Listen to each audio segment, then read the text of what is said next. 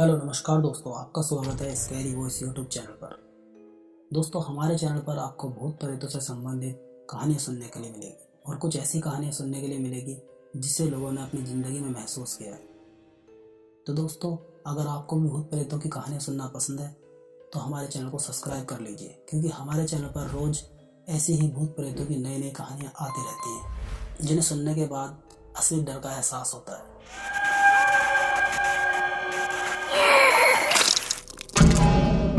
तो देर न करते हुए आज की कहानी पर आते हैं।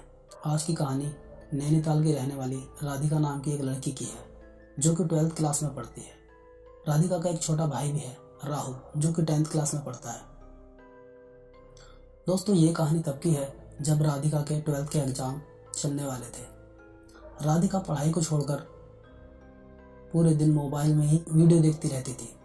एक दिन राधिका की इस आदत से परेशान होकर राधिका की मम्मी ने राधिका से उसका फ़ोन छीन लिया और बोली कि अब तुम्हारा मोबाइल एग्ज़ाम ख़त्म होने के बाद ही मिलेगा।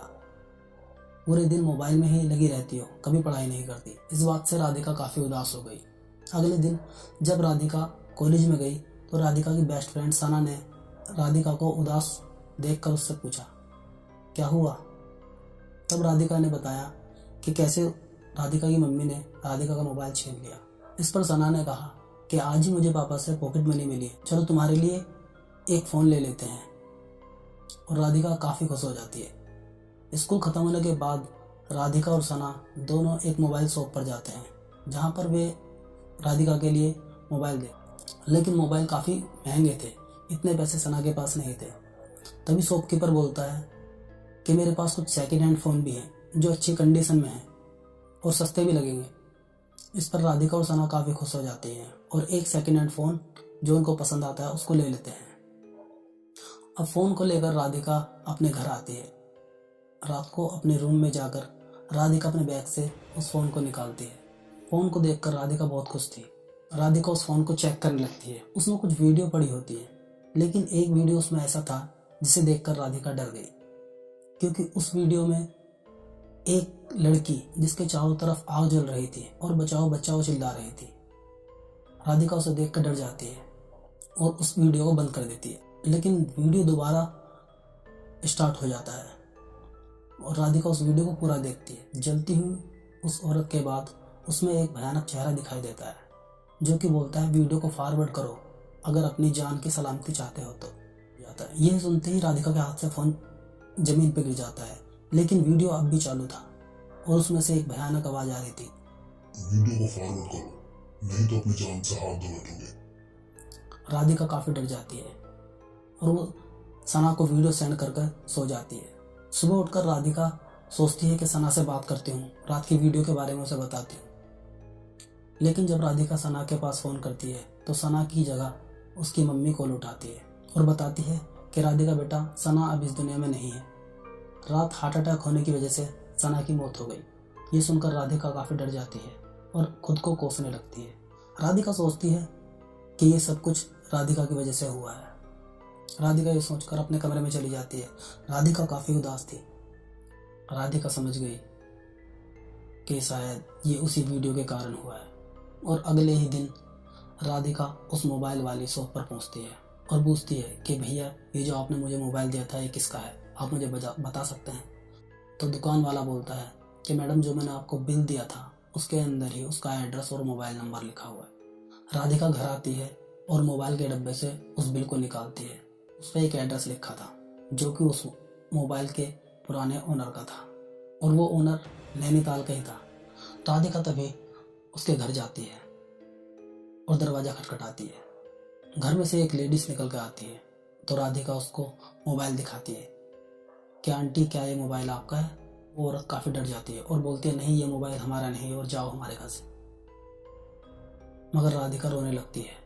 राधिका बोलती है, आंटी प्लीज़ मेरी मदद करो, मुझे बताओ ये मोबाइल किसका है, क्योंकि इस मोबाइल के चक्कर में मेरी बेस्ट फ्रेंड की जान चली गई। तब वो औरत राधिका को अंदर बुलाती है और बताती है, ये मोबाइल मेरी बेटी शिवानी का है, जो कि अभी इस दुनिया में नहीं है। और वो औरत राधिका को फिर एक कहानी सुनाती है। शिवानी की एक दोस्त थी, पायल, जो कि काफ़ी मजाक मस्ती करती थी।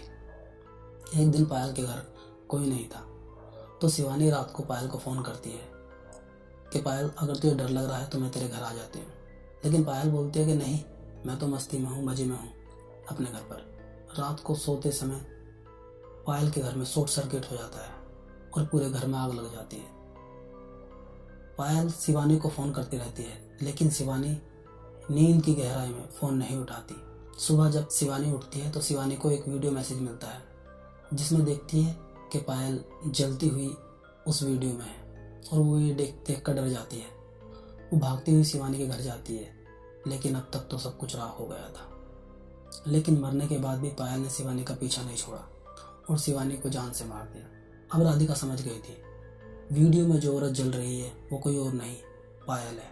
तभी पायल की आत्मा राधिका के सामने आ जाती है और राधिका के हाथ से फ़ोन छूट जाता है। राधिका और शिवानी की मम्मी काफ़ी डर जाते हैं और हाथ पैर जोड़ते हैं पायल के सामने। लेकिन पायल की आत्मा किसी की सुनने को तैयार नहीं थी। के साथ राधिका की चीख निकल जाती है और पूरे घर की लाइट चली जाती है। तभी शिवानी की मम्मी एक कैंडल निकालती है और उसको जलाती है। कैंडल के जलते ही पायल की आत्मा काफ़ी डर जाती है।